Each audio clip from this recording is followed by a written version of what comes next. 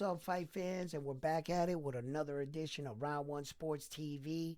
Well, let's talk about it. Ever since Francis Ngannou and Tyson Fury came out of their mega showdown, there has been a lot of fighters that have taken to both sides on social media to take shots at each other. One in particular fighter, the UFC up-and-coming superstar Sugar Sean O Malley, took shots at our one and only 135-pound champion, Devin Haney. And he also took shots at Tank Davis. All that and more. So please, if you haven't subscribed to the channel, subscribe to the channel. I invite you to join us on this video. Please take the time to like the videos. It helps the channel grow. And like always, I'm on to the video.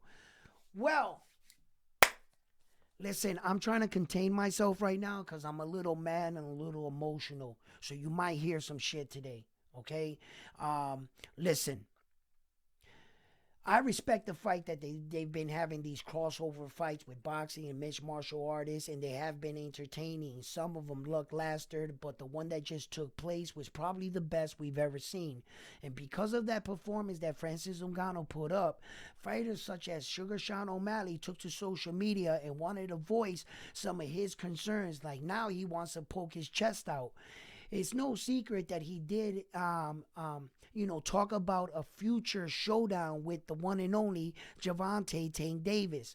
Now, I've heard about that. He didn't really come out and say that he wanted it like this year or tomorrow, but he saw it that at one point in his future he would like a crossover fight, and it would be like against a superstar in boxing that had a big name. So he gets up today and he takes to social media and he said he wouldn't fight Devin Haney because nobody knows Devin Haney. What? Who doesn't know Devin Haney? Devin Haney is the 135-pound undisputed champion of the world. In fact, I'm not gonna let you lure me into downing Tank Davis because Tank Davis ain't said none of this. Sugar Sean O Malley did. Although Tank Davis is a super mega star, he is not the 135-pound champion of the world. And you were trying to be slick there, homeboy. Let me tell you something right now. I'm a fan of Sugar Sean O Malley. In fact, I went to that fight in Boston. I was present. I rented out a suite with my son. We bought the chain. I bought the overexpensive watch, and I will support him. I won't let Sugar Sean O Malley's comments or reactions deter me from watching the UFC because when John Jones fights, believe me, I'm tuning in. So, listen, I understand that a lot of people would, in this day and era, a mixed martial artist will take shots. But Sugar Sean O Malley is starting to get a name for himself that he didn't have to try to put down our 135-pound champion, such as Devin Haney. And first of all, and foremost, let me bring this out to the light. Sugar Sean O Malley, you ain't never made Devin Haney money. You ain't in the category of success as a Devin Haney. So how can you say that nobody knows Devin Haney? Huh? To your other little comment that you made about when you walk into a room, a mixed martial artist walks in the room, that a boxer knows that he's the alpha? What are you talking about?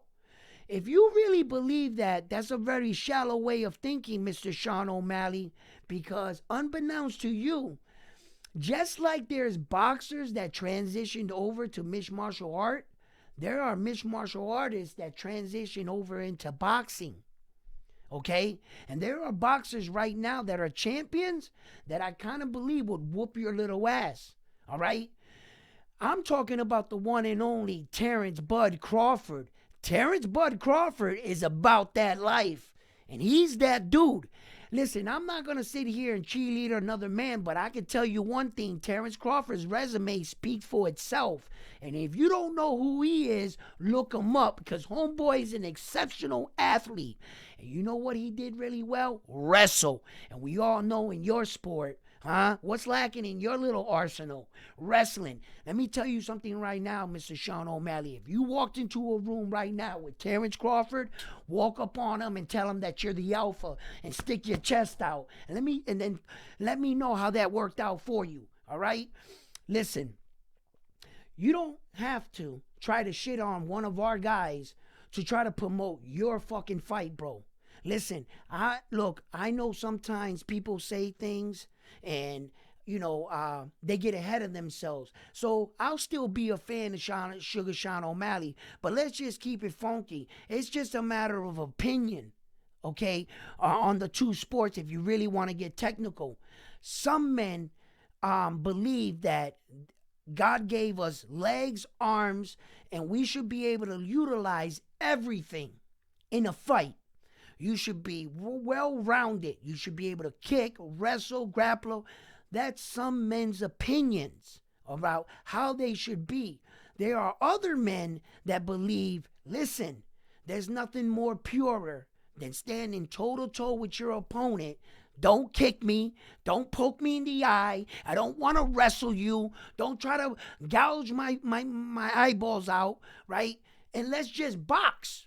Let's just fight mano a mano. You stand in front of me and let's see who's tougher. There is nothing more pure than that. So it just comes down to a matter of opinion. What kind of man are you? You see? Because both sides view it. So you can't say that about neither sport. But I tell you what. Good try. Sugar Sean O'Malley. Still a fan. Watch your mouth, kid. All right? Nobody talks like that about you, bro. And you're a new champion. You haven't even had a title defense. So don't put the cart before the horse and then go out there and get knocked out. And then all this shit you said comes back and bite you.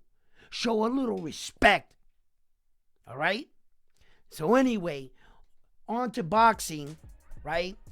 Shakur Stevenson and Edwin De Los Santos are coming into their showdown, which is a very interesting fight because, as we all know, this will be for the 135-pound WBC Super title of the world. Now, either one of these men win this belt, I'm going to let you know right now, they will not be considered in some people's eyes the champion. To them, they will be the champion, and fuck what anybody else thinks. I get it. And then there's going to be the Devin Haney supporters that are going to say Devin Haney, in their eyes, is still the undisputed champion because he never lost. And we've been down this road in history before. The argument's always going to stay the same, right? So now, is Devin Haney really truly thinking about coming back down and fighting the winner of the Shakur Stevenson and Edwin De Los Santos fight at 135 pounds? I don't think so. Look, Shakur Stevenson didn't even just take him up on the offer when it was a 25% split. But now if Shakur Stevenson gets the 135-pound championship, right, he will have something to bring to the table. Like, he didn't have really nothing to bring to the table. Devin Haney was the A side in that situation.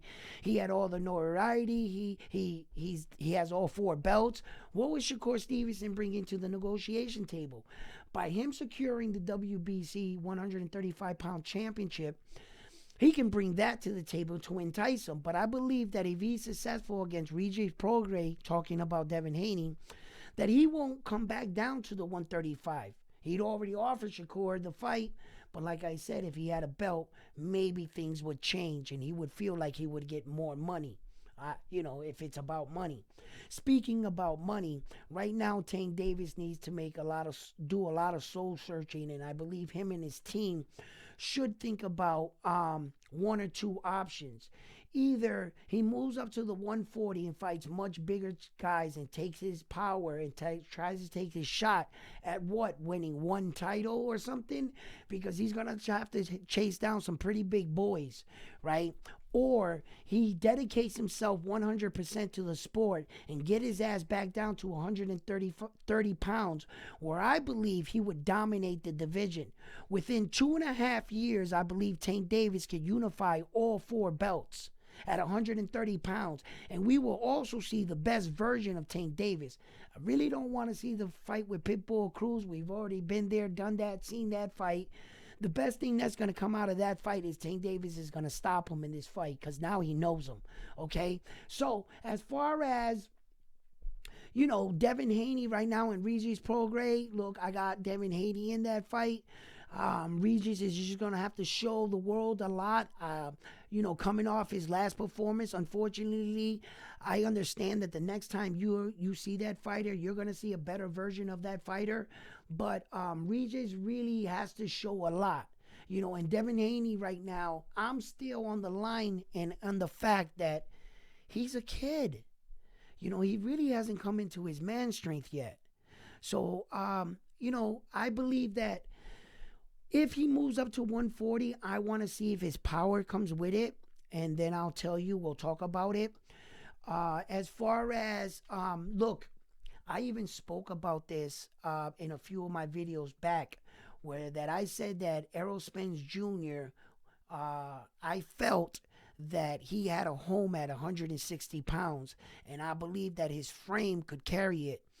The one and only Floyd Mayweather Jr. took to social media and he acknowledged Errol Spence Jr. in a photo that he was taking holding a puppy that I guess he was going to get or something, right? But in the photo, Errol Spence Jr. was looking pretty big in the photo. And I told you, he's pretty big and he can hold that weight.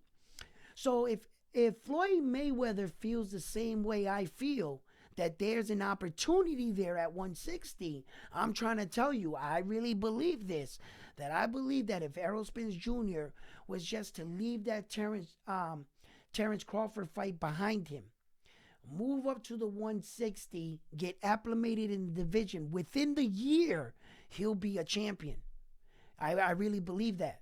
And I think Floyd Mayweather sees an opportunity there for him too. So because we really don't want to see the Errol Spence Jr. Terrence Crawford fight again, because look, it's up to Terrence Crawford to let this fight happen, legally, because the fight was signed at 147. The fight was never signed at 154. And the only person that this helps out is Errol Spence Jr. for bragging right reasons, because at 154, neither of them are the champion. So that fight would be for no belts.